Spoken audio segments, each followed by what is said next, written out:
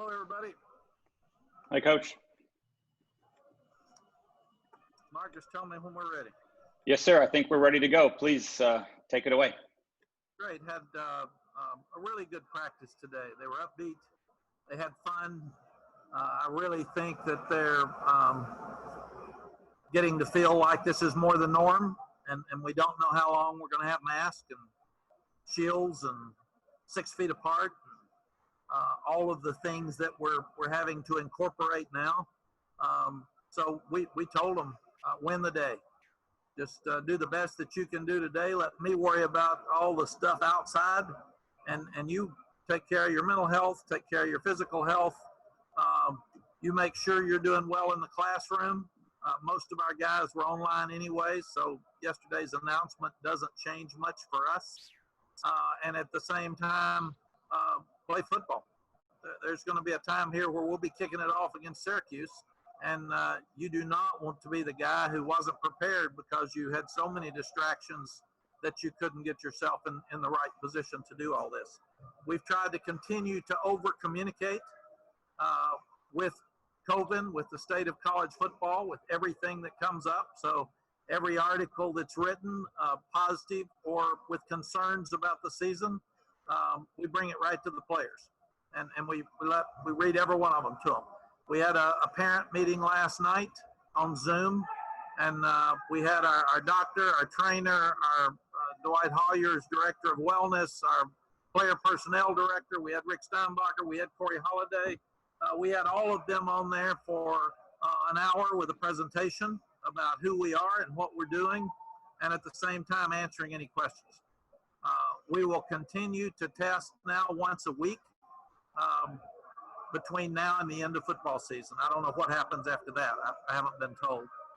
Probably our tests now are on Monday. Probably it sounds like as we get closer to game time, the test will be more likely to be on Wednesday or Thursday because they'll be closer to the game. And at first we were not getting our test back for 7 to 10 days. And that was really hurting us. And now we're getting tests back within 24 hours. So that's really helping us and can tell us exactly what's going on with each young student athlete. We're training a lot of guys at a number of different positions. For instance, Trey Morrison, we've told him he needs to learn 5 different positions in the secondary. So he's playing both safeties, the nickel, and both corners. And we feel like that with cross-training, that'll help us create depth if we have some injuries and if you have some guys that are held out because of a positive test. And you didn't have it, you didn't know it until like Thursday or Friday morning. Somebody tells you that a guy is out. You've got to be prepared to move forward. We're also working for the same reason. Chaz Surratt, some at defensive end to rush the passer on second long and third long.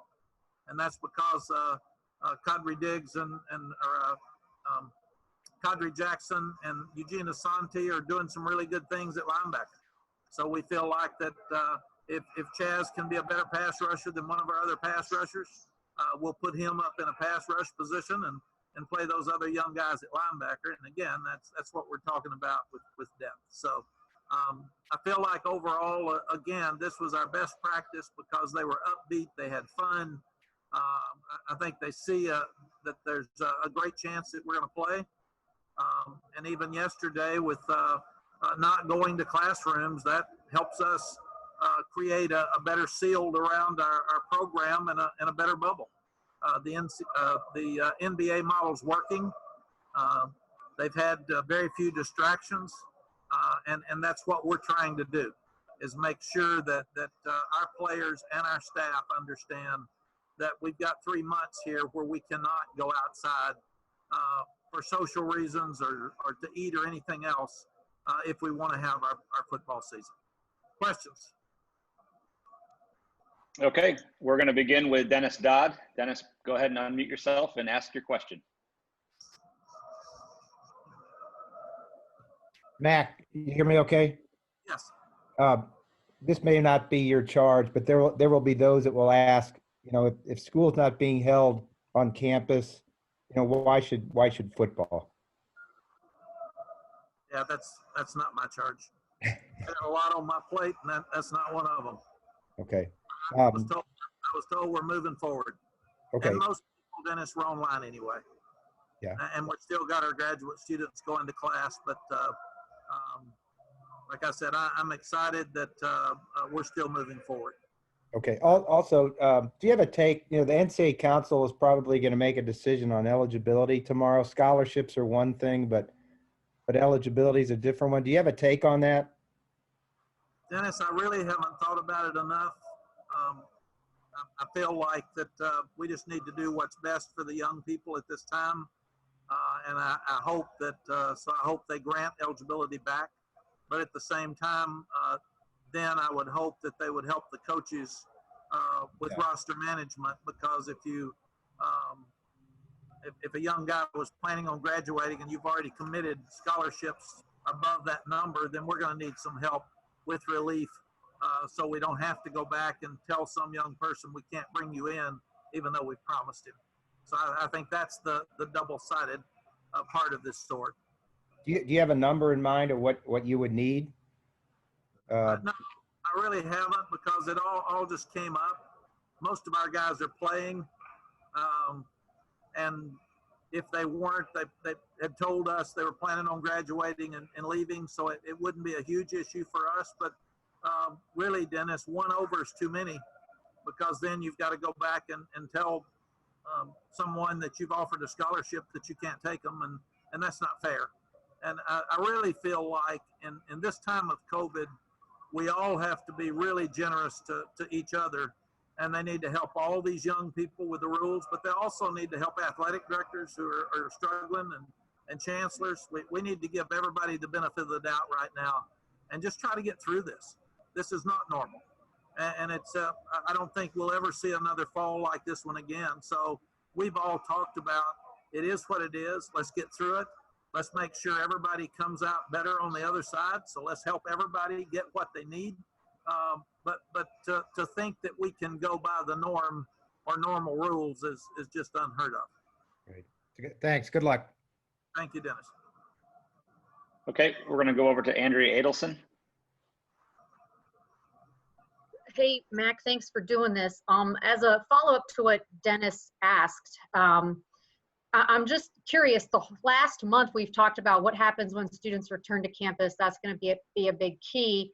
And now there's been clusters on your campus and everything's going online. So, my first question is, what was your reaction to that when you saw that this was happening on your own campus? And are you still confident that we'll still get a football season at least kicked off? Yeah, Andrea, number one, I am confident that we will play, and our people have moved forward with that thought.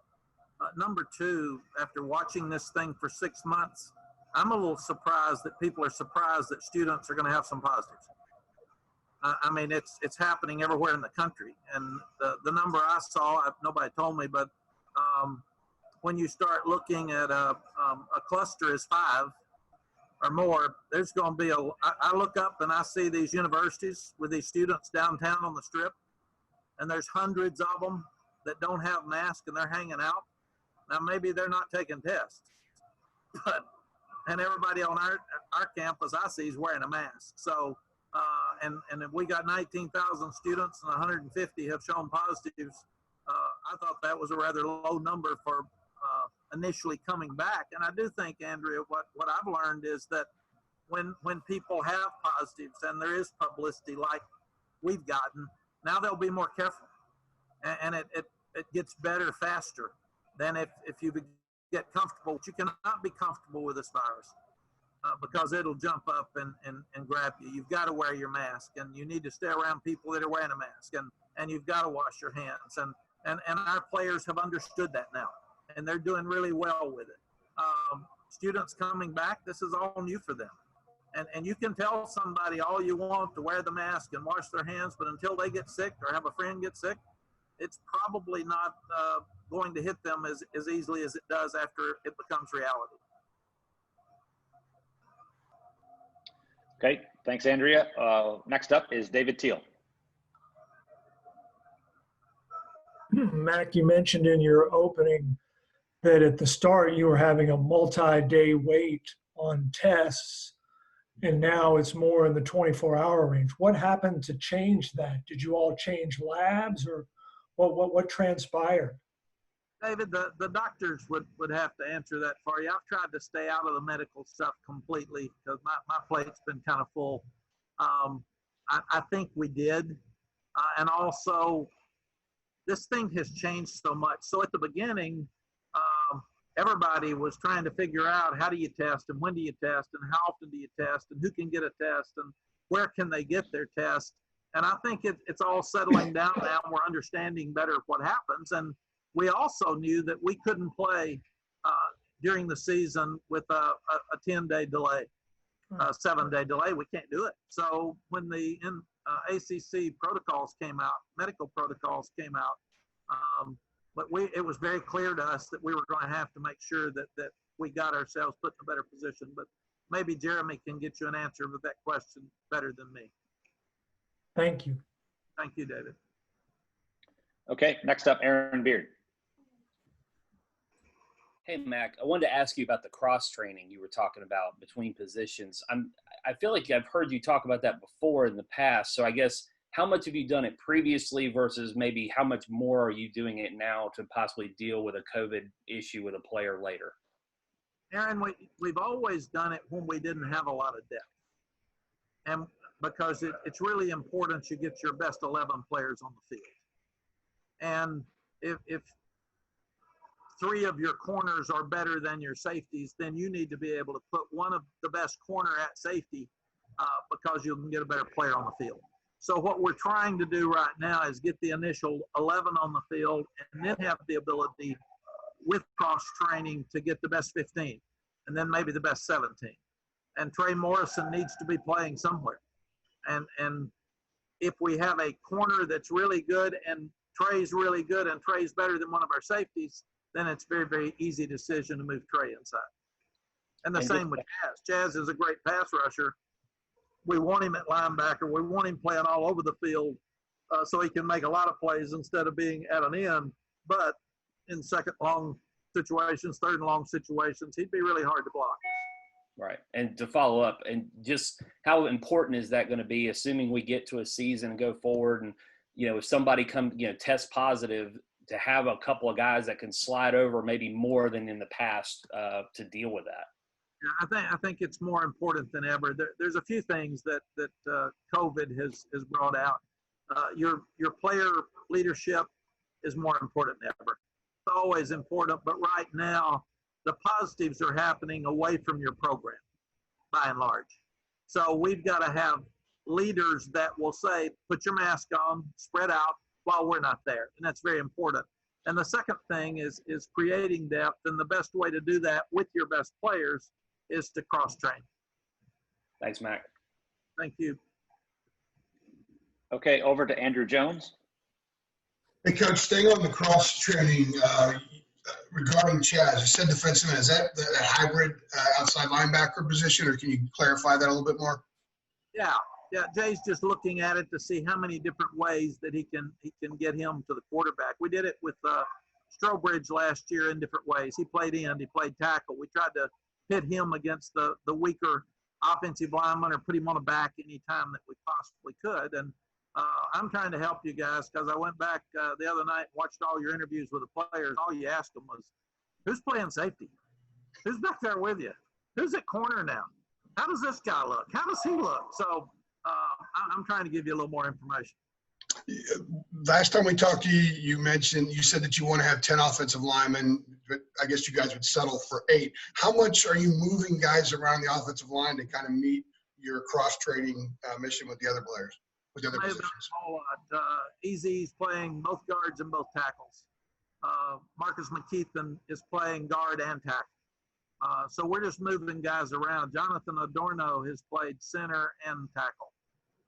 So we're looking at a lot of different people in different positions just so we can try to figure out who's best and then who would play if somebody else came out or got hurt.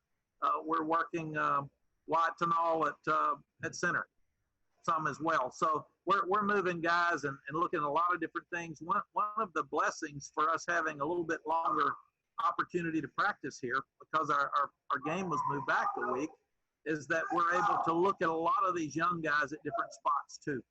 So it's been, this is our 10th practice, and we're pretty much at a position where we would be coming in, getting ready for our Syracuse game in 29 days. But because we were here for 10 days, a couple of weeks early, we've been able to get a lot of work done that we probably would have done in spring practice. So this has really been healthy work for us. Thank you very much. Thank you. Okay, over to Mark Armstrong, please. Yeah, hey, Mac, I think it's fair to say there's a lot of anger amongst the regular student body, and the Daily Tar Heel had a very colorful headline yesterday that got a lot of attention. Have you seen any of that reflected in your team about the way this was rolled out with the regular students coming back to campus, or any just general concern about that? No, Mark, again, most of our guys were online anyway, and they also are so focused on football, and that's what we're trying to do, is let us handle all the stuff outside of your classroom and your football and your personal health. So we feel like it's better for them mentally to, we've kind of told them, win the day. Just get up every morning and do the best that you can do with your schoolwork, do the best that you can do for your mental health, and let us know if you need any help in any way, and then let's go have a great practice, and let's worry about what we can control and let the rest of the stuff just take care of itself. Just kind of as a follow-up, is this kind of driving home just how fundamentally different the experience of a football player is in university than a regular student, perhaps? Mark, again, I put absolutely no thought into that. So there's obviously a big difference, and our guys they feel safe. They've got doctors, they've got trainers, they've got nutritionists. They've got coaches, they've got people around them at all time, and we're talking to them and counseling them at all time. And like I said, we're reaching out to their parents, and it's easier to do that with 120 guys than it is 19,000. Thank you. Thank you. Next up is Matt Harris. Coach, appreciate your time. You mentioned having the Zoom interview with parents. Just wondering, have you had to do more reassuring with the cluster outbreaks with players, or was it more reassuring the parents? Matt, we really haven't had an issue with either. I kept asking the players, do your parents need to hear from us? They kept saying no. They kept saying no. And then finally last week, I said, you know what? They shouldn't be speaking for the parents. We need to talk to the parents. So we felt like it was really, really healthy last night just to have all the parents on that had any questions, or if they didn't, just to listen. I got on at the beginning and welcomed the parents and told them what we were going to do, and then I got off because I did not want a parent feeling uncomfortable asking maybe a sensitive question in their minds that they might feel like I would not want their son to play if they were worried about something. So I got off completely, and I just asked the people that were hosting the Zoom meeting last night, how'd it go? And is there anything I need to answer for anybody else? And they said, no, it went great. I didn't ask the questions. And then we also told them, here's an email that if you didn't want to ask questions in front of the other parents, or if you didn't get the answer that you felt comfortable with, here's an email to call and get any information that you need. And we would get that person who gets the email to get a call back to the parents from whoever, the doctor, the trainer, the nutritionist, whoever that might be. Thanks, Coach. Thank you, Matt. All right, we're going to go over to Brendan Marks. Hey, Mac. Thanks so much for taking the time this morning. You mentioned how you already have a number of guys they're mostly doing online, but this will still obviously create a better seal, I think you mentioned as well, for you guys. Logistically, beyond not going into classrooms anymore, what does this change? Why does this make it a better seal, I guess? Could you expand on that a little bit more? Well, I think that's probably the only reason that there'll be fewer people on campus and our guys will not be in the classroom. They'll be, and they're already used to this because they had it in the spring and they had it both semesters of summer school. So for our guys, sadly enough, this is more the norm right now than it would have been going into the classrooms. I thought that Chancellor Gustowitz did a great job in the classrooms from listening to our guys. They felt safe in the classroom. The doors were open. They had sanitizers there. There were very few people in the classrooms anyway. Maybe they were a third full. And at the same time, everybody was wearing masks. The professor was wearing the mask. And I went to most of our players that were in a class and said, do you feel comfortable? And they all said yes. And we were even told that the players that were going to a class, if they didn't feel comfortable going to a class, they had a right to call the professor and ask if they could do it online, even before yesterday. So I don't think yesterday affects us much in any way. Thank you very much. Thank you, Brandon. All right. Next up is Ross Martin. Hey, Mac, how are your special teams looking? Can you provide some insight on kicker and their two returners? Yeah, Ross, we're much faster. We're a much faster team than we were this time last year, just overall.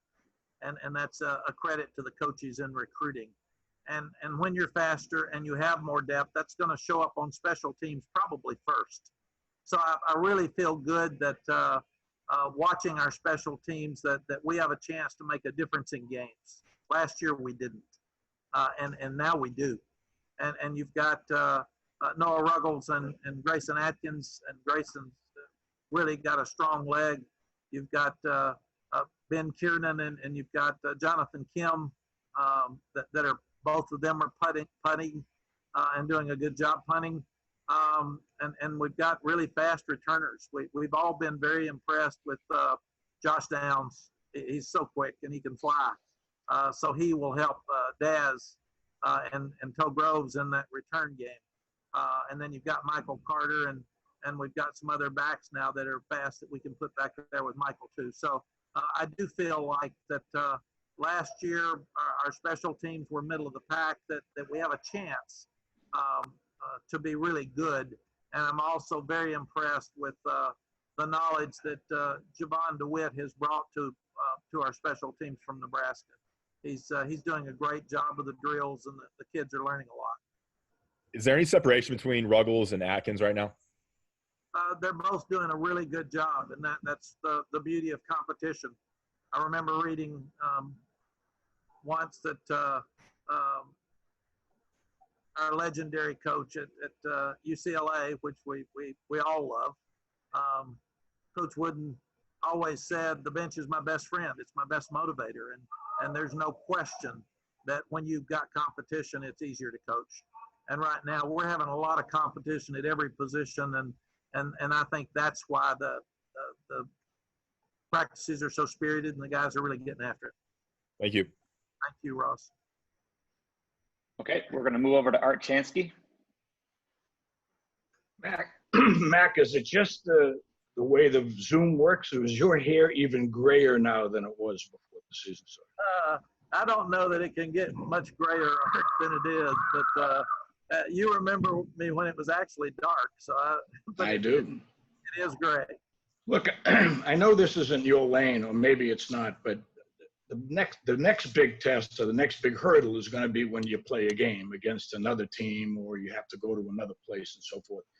In talking to Bubba, is the ACC all together on this? I mean, if one team can't play anymore, is the whole conference schedule going to go, or is it game to game? If you face an opponent that's got a lot of positives and you have to postpone that game, do you have any feel for how that's going to work? I really don't. I think that would be more Commissioner Swafford. I think you'd have to call John and ask him, because it hasn't been discussed. And I think most people feel like with the medical protocol from the ACC that they feel like that by and large that we're going to have safe teams and healthy teams, because everybody has to do exactly the same. And as I said, we're going to be testing our guys. We're going to test them every week.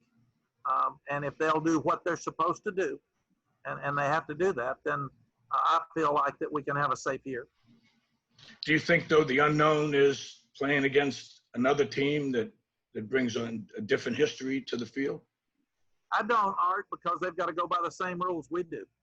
And I trust doctors. They're not going to put in, and I trust coaches. I know coaches are competitive and want to win, but none of us are going to put a young guy on the field that's not safe for him or for the opponent. So I feel really, really good that everybody in the ACC understands the rules. They understand the safety precautions, and that they're going to do what they're supposed to do to make sure that there's healthy kids playing. Thanks, Coach. Thank you, Art. We're going to go back over to Mark Armstrong. Matt, kind of in a similar vein, it's such a cutthroat industry normally, but are you seeing a sense of collectivism now, maybe more so? Are you speaking to any other coaches about how their processes are going along with making it towards the season? Mart, it's a great point, Mark, and it's right on. I mean, we had head coaches Zoom meetings every week for maybe 3 or 4 months, and we actually started liking each other. There was a lot of fun, poke back and forth at each other, but we also were able to share what safety precautions that we were all using. And I pick up the phone a lot, and I had a coach call me yesterday and say, we're getting ready to start. You've had 10 days, 9 days. Tell me what to expect. Tell me what you've done differently. Tell me how practice looks differently than it did before. But just like in one of the meetings, Dabo Sweeney said, we've got a 6-foot stick, and we hold it out to make sure everybody understands what 6 feet is apart. I wrote it down. I was texting our equipment manager while we were sitting in the meeting, saying, get us a stick. I want a bunch of sticks by tomorrow. And I didn't want orange sticks. I wanted Carolina blue sticks. So we got Carolina blue sticks the next day, and we were out there, and it really, really helped us. So I do think, Mark, that everybody wants to play if we can be healthy. And all of us are trying to make sure that we do what's best for the safety of these young people. So I've never seen coaches reaching out to each other and trying to help each other more than now. And this is kind of an out of left field, not even a follow-up, but more on the testing. Have you heard, and this is probably not your department again, but have you heard anything about the new saliva testing they're talking about with Yale and the NBA and how there's a lot of excitement about that? Yes, Mark, and I heard enough about it that I like it. They stuck that swab all the way down my nose. I thought it hit the back of my skull when we're taking our test. So I did tell our trainers and our doctors that I would rather spit in the cup if we have a choice. So hopefully that will help us all at some point here. I'm not sure where it is or how fast it's moving or when it might be available, but to be able to use their saliva to be tested and get it back so quickly might save a lot of lives, and that's something that we can all hope for very quickly.